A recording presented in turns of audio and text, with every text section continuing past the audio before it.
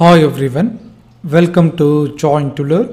ಇವತ್ತಿನ ಒಂದು ಸೆಷನ್ನಲ್ಲಿ VAO ವಿಲೇಜ್ ಅಡ್ಮಿನಿಸ್ಟ್ರೇಟಿವ್ ಆಫೀಸರ್ ಗ್ರಾಮ ಆಡಳಿತ ಅಧಿಕಾರಿ ಹುದ್ದೆಗಳಿಗೆ ಸಂಬಂಧಪಟ್ಟಂತೆ ಗದಗ ಜಿಲ್ಲೆಯ ತಾತ್ಕಾಲಿಕ ಆಯ್ಕೆ ಪಟ್ಟಿ ಕುರಿತು ಇವತ್ತು ಚರ್ಚೆ ಮಾಡ್ತಾ ಇದ್ದೀವಿ.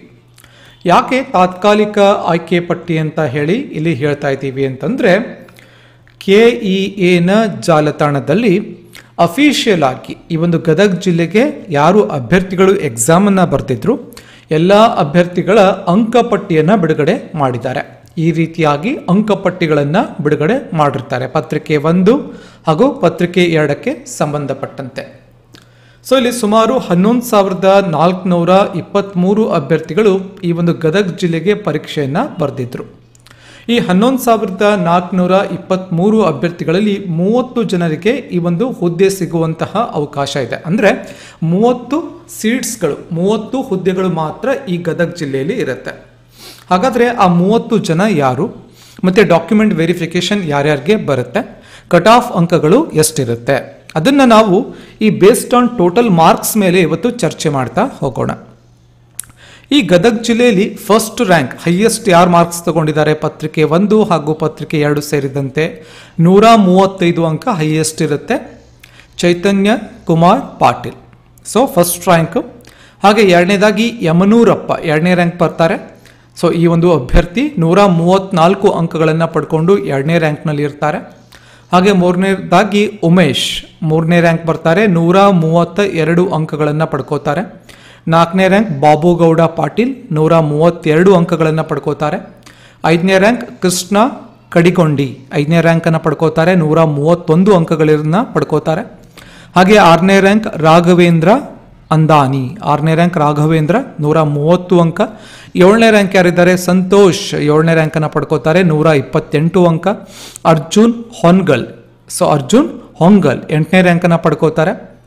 ಹಾಗೆ ವೆಂಕನಗೌಡ 9ನೇ ರ್ಯಾಂಕ್. ಹಾಗೆ 10ನೇ ರ್ಯಾಂಕ್ ನಾಗರಾಜ್. ಈ ರೀತಿಯಾಗಿ ಟಾಪ್ 10 ಪ್ಲೇಸ್ನಲ್ಲಿ ಬರ್ತಾರೆ ಬೇಸ್ಡ್ ಆನ್ ಮಾರ್ಕ್ಸ್. ಸೊ ಇವರಿಗೆ ಆಲ್ಮೋಸ್ಟ್ ಈ ಒಂದು ಡಿಸ್ಟ್ರಿಕ್ಟ್ನಲ್ಲಿ ಒಂದು ಹುದ್ದೆ ಸಿಗುವಂಥದ್ದು ಅಥವಾ ಅಂತಿಮ ಆಯ್ಕೆ ಪಟ್ಟಿಯಲ್ಲಿ ಇವರ ಹೆಸರು ಇದ್ದೇ ಇರುತ್ತೆ. ಸೊ ಇದರ ನೆಕ್ಸ್ಟ್ ಏನಿದೆ, ಇವಾಗ ಇನ್ನೂ 20 ರ್ಯಾಂಕ್ಗಳೇನು ಬರುತ್ತೆ ಅದು ನಿಮಗೆ ಕೆಟಗರಿ ಕೂಡ ಇಂಪಾರ್ಟೆಂಟ್ ಆಗುತ್ತೆ. ವರ್ಟಿಕಲ್ ರಿಸರ್ವೇಷನ್, ಹಾರಿಜಾಂಟಲ್ ರಿಸರ್ವೇಷನ್ ಕೂಡ ಇಂಪಾರ್ಟೆಂಟ್ ಆಗುತ್ತೆ.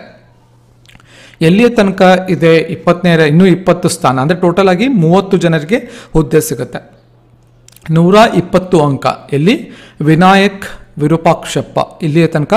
ಸೊ 30 ರ್ಯಾಂಕನ್ನು ಬರುತ್ತೆ. ಹೈಯೆಸ್ಟ್ ಟಾಪ್ 3ಯಲ್ಲಿ ಈ 30 ಜನ ಇರ್ತಾರೆ. ಸೊ ನಿಮ್ಮ ಸ್ಕೋರ್ ಏನಾದರೂ ಮೋರ್ ದೆನ್ 150 ಇತ್ತು ಗದಗ ಜಿಲ್ಲೆಯಲ್ಲಿ ಅಂತಂದರೆ ನೀವು ಫೈನಲ್ ಸೆಲೆಕ್ಷನ್ ಲಿಸ್ಟ್ನಲ್ಲಿ ನಿಮ್ಮ ಹೆಸರನ್ನು ಎಕ್ಸ್ಪೆಕ್ಟ್ ಮಾಡಬಹುದು. ಮೋರ್ ದೆನ್ 120 ಮಾರ್ಕ್ಸ್ ಇತ್ತು ಅಂದರೆ more than 120. So document verification ಎಲ್ಲಿ ತನಕ ಬರುವಂತಹ ಸಾಧ್ಯತೆ ಇದೆ ಅಂತಂದರೆ, ಸೊ ನಿಮ್ಮ ಸ್ಕೋರ್ ಏನಾದರೂ ಮೋರ್ ದೆನ್ 116 116ರ ಮೇಲೆ ನಿಮ್ಮ ಸ್ಕೋರ್ ಇತ್ತು ಅಂತಂದರೆ ಡಾಕ್ಯುಮೆಂಟ್ ವೆರಿಫಿಕೇಷನ್ ಬರುತ್ತೆ. ಸೊ 116 ಎಷ್ಟು ಜನ ಇದ್ದಾರೆ ಇಲ್ಲೇ ತಾವೊಂದು ಗಮನ ಕೊಡಬೇಕು. ಎಷ್ಟು ಜನ 116 ಇದ್ದಾರೆ ನೋಡಿ, ಅರ್ಥ ಮಾಡ್ಕೊಳ್ಳಿ. 1 2 3 4 5 5 ಕ್ಯಾಂಡಿಡೇಟು 116 ಇದ್ದಾರೆ. ಸೊ ಇಲ್ಲಿ ಸೇಮ್ ಮಾರ್ಕ್ಸ್ ಇದೆ ಅಂತಂದಾಕ್ಷಣ ಎಲ್ರಿಗೂ ಸಿಗಲ್ಲ. ಅವಾಗ ಏನಾಗುತ್ತೆ, ನಿಮ್ಮ ಒಂದು ರಿಸರ್ವೇಷನ್ ಈಗ 116 ಇದ್ದಾಗ ನಿಮ್ಮ ರಿಸರ್ವೇಷನಲ್ಲಿ ಆ ವೇಕೆನ್ಸಿ ಇತ್ತು ಅಥವಾ ನಿಮ್ಮ ಸ್ಕೋರ್ ಆ ಲೆವೆಲ್ಗೆ ಇತ್ತು ಅಂದರೆ ನಿಮಗೆ ಸೀಟ್ ಸಿಗುತ್ತೆ. 117 ಎಷ್ಟು ಜನ ಇದ್ದಾರೆ ನೋಡಿ, ಅರ್ಥ ಮಾಡ್ಕೊಳ್ಳಿ. 117 5 ಜನ ಇದ್ದಾರೆ, ಇಲ್ಲೂ ಕೂಡ 5 ಜನ ಇದ್ದಾರೆ.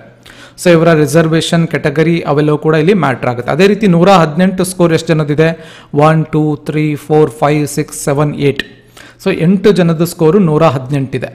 ಸೊ ಅವಾಗ ಏನು ಮಾಡ್ತಾರೆ, ಆ ಒಂದು ಕೆಟಗರಿಯಲ್ಲಿ ಅವ್ರಿಗೆ ಸೀಟ್ ಇತ್ತು, ಅವರು ಆ ಪರ್ಟಿಕ್ಯುಲರ್ ಕೆಟಗರಿಯಲ್ಲಿ ಇದ್ದರು ಅಂದರೆ ಅವ್ರಿಗೆ ಸೀಟ್ ಸಿಗುತ್ತೆ. ಮೇಲ್ಗಡೆ ಇರೋರನ್ನ ಬಿಟ್ಟು ಕೆಳಗಡೆ ಇರೋರ್ಗೂ ಸಿಗ್ಬೋದು. ಹಾಗಾಗಿ ಅದನ್ನು ಗಮನ ಕೊಡಬೇಕಾಗತ್ತೆ.